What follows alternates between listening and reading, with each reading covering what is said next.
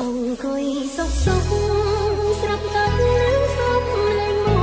យធ្វើឲ្យខ្ញុំចាប់ផ្ដើមព្រួយលែងចង់ទៅតាមនេះអីគឺ Snow Bando ខ្ញុំស្ដាយក្រានឆាប់ទៅដល់ខ្ញុំទីបាត់អ្វីតែរៀងតែមួយទឹកខ្ញុំស្ដាយក្រានថាតាគឺខ្ញុំឆ្លៀតការស្លាប់បងចំពោះខ្ញុំដងទឹកតែយកសុំទៅ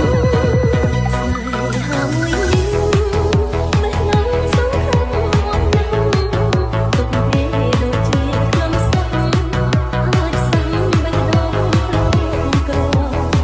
សឹកហើយណាស់មិនដូងត្រេកអរជាងរងព្រោះគិតជួបគូតែសមព្រោះនៅកំដរ